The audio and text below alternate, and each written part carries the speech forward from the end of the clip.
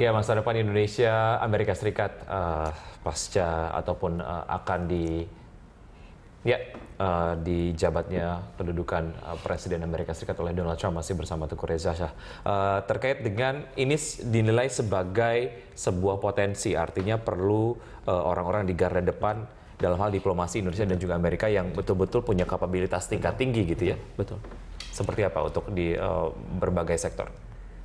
Pertama, diplomatik ya. Akan sangat berat fungsi diplomatik Indonesia di Amerika Serikat. Duta besar Indonesia itu harus didukung oleh jajaran diplomatik yang sangat qualified. Satu. Kemudian duta besar Indonesia dan juga seluruh jajarannya harus bisa berkomunikasi lintas aktor. Mereka harus bisa berkomunikasi dengan White House satu. Mereka harus bisa berkomunikasi saat yang sama dengan State Department.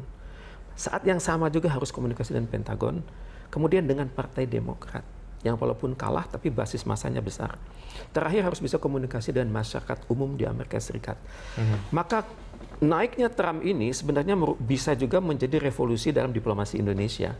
Misalnya diplomasi untuk mencerdaskan masyarakat Amerika. Karena Trump itu menangnya kan sangat tipis. Dia hanya menang pada electoral vote. Pada head-to-head vote, dia kan sebenarnya seimbang sekali dengan Hillary Clinton. Okay. Jadi tugas diplomasi Indonesia kepada Amerika Serikat akan semakin berat. Itu pertama. Dan yang kedua, kita juga harus siap dengan gaya Trump dalam berhadapan dengan Indonesia. Ini yang jarang sekali dibahas di publik. Misalnya begini, tadi kita lihat di foto pada saat negosiasi kan, Trump di tengah, 5 di kiri, 5 di kanan. Trump ini adalah orang yang bukan diplomatik. Dia adalah businessman yang selalu berpikir saya menang atau kalah. Secara berpikir dia selalu zero sum.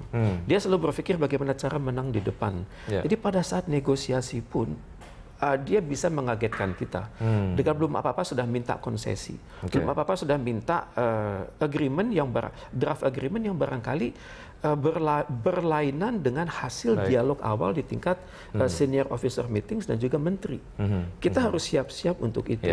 Dan juga tidak mustahil Trump akan sering-sering telepon Presiden Indonesia mengatakan dia dapat informasi yang barangkali tidak tepat tentang ingin dikonfirmasi gitu ya. Ingin dikonfirmasi. Baik, oke. Pak Reza, kita sudah terhubung bersama Bapak Marolop, pemirsa Berita 1 TV di Jakarta. Selamat pagi Pak Marolop. Selamat pagi Pak. Ya, selamat pagi Pak Marolop, silakan. Ya, menurut saya sih hubungan Indonesia di zaman Donald Trump tidak semengerikan apa yang kita bayangkan. Gitu. Justru dengan latar belakang Trump yang seorang pengusaha dalam hubungan dagang, Trump itu lebih pragmatis ya, sejauh menguntungkan, sama-sama menguntungkan, dia saya kira tidak akan menghalangi. Seperti itu. Dan sebagaimana presiden dari Partai Republik tidak akan mengaitkan hubungan bilateralnya dengan isu-isu lain seperti isu hak asasi manusia dan lingkungan yang itu sering menjadi gangguan hubungan kita dengan Amerika. Kita masih ingat ketika Bill Clinton berkuasa, bagaimana hubungan kita sangat memburuk dengan Amerika karena dikaitkan dengan isu HAM, khususnya kasus di Timor Timur. Nah, yang saya tahu, yang saya ingat, hubungan Indonesia ketika dipimpin Partai Republik itu sejauh ini baik, baik-baik saja, khususnya hubungan dagang.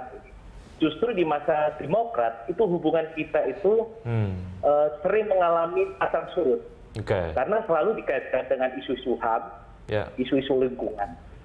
Itu pandangan saya. Baik, jadi Pak Marolop.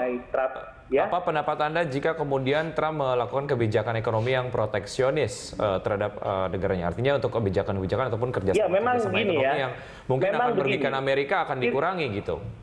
Gini, memang begini. Ciri khas dari Partai Republik adalah lebih proteksionis.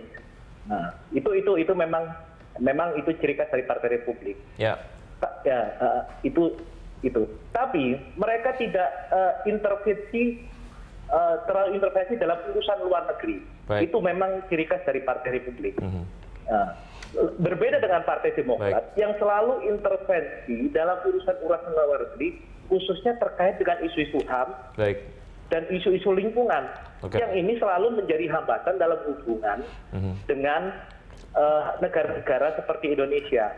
Kalau dengan Tiongkok, itu kan memang konsentrasi Amerika sekarang ini di daerah Trump, khususnya perang dagang dengan Tiongkok, memang dalam beberapa tahun ini memang dalam perang dagang boleh dikatakan Amerika ini babak belur sama Tiongkok. Tapi kalau dalam konteks Indonesia, saya kira akan menguntungkan. Hubungan kita akan tetap baik. Hanya memang yang saya nggak terlalu yakin ya, Trump akan soal-soal isu anti-Islam ini akan benar-benar diimplementasikan, mengingat Trump juga punya banyak bisnis di negara-negara Muslim, termasuk Arab. Dan dia akan cukup hati-hati dan mengeluarkan kebijakannya. Cukup hati-hati. Jadi itu hanya ini aja, slogan kampanye saja. Baik, Pak Marolop, terima kasih atas pendapat yang sudah disampaikan. Selamat pagi, kita nanti akan membahasnya bersama Pak Reza, dan kita juga sudah terhubung bersama Pak Nazir di Samarinda yang ingin menyampaikan pendapatnya. Pak Nazir, selamat pagi. Selamat pagi Pak Adrian. Selamat pagi Pak Teguh, Dr. Reza. Selamat pagi Bapak. Silakan Pak Nazir. Begini Pak Reza ya, Indonesia ini sebenarnya bangsa Indonesia nih boleh bersahabat, tapi tidak boleh pro Pak. Sahabat itu kan kalau baik kita jadi sahabat, kalau pro itu kan mendukung seluruhnya.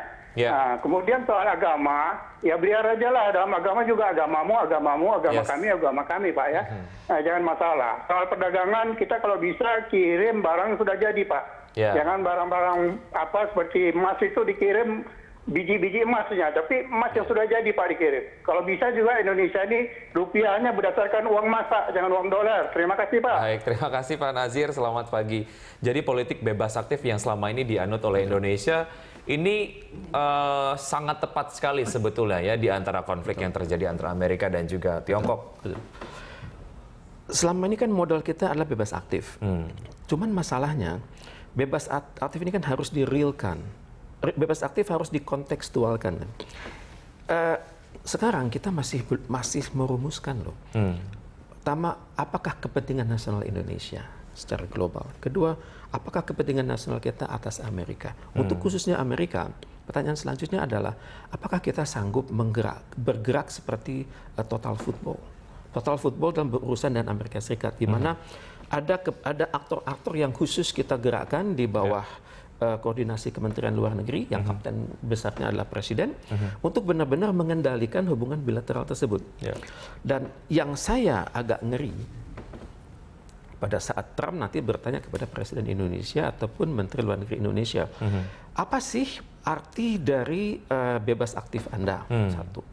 Kemudian apa sih arti bebas aktif Anda dalam konteks hubungan bilateral Indonesia-Amerika? Apa yang membuat itu nantinya akan sedikit ngeri, Pak Reza? Karena tipe Trump itu secara teori itu adalah orang yang idiosinkratik ya. Orang yang sangat khas, tidak diduga, orang yang punya sejarah yang unik, mendadak memimpin negara. Maka ciri-ciri personal dia yang terbangun lewat dunia bisnis, lewat kecenderungan dia di misalnya film Apprentice, itu akan muncul dengan sendirinya.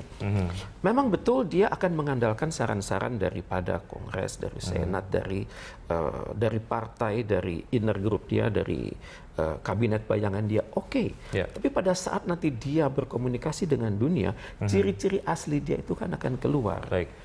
Tidak mustahil dia akan telepon Pak Jokowi mengatakan, saya belum baca loh kepentingan nasional Anda atas diri saya, atas Amerika Serikat, tolong dijelaskan. Ini akan jadi masalah. Kemudian juga bagaimana sih bebas aktif Indonesia dalam konteks di Laut Cina Selatan? Apakah Anda akan menjadi negara yang tidak berpihak terus? Itu loh. Kemudian bagaimana Anda ketika ditodong pertanyaan-pertanyaan itu gitu ya. Baik. Oke Pak Reza, kita ada satu segmen lagi, kita akan lanjutkan usai jeda, kami akan segera kembali.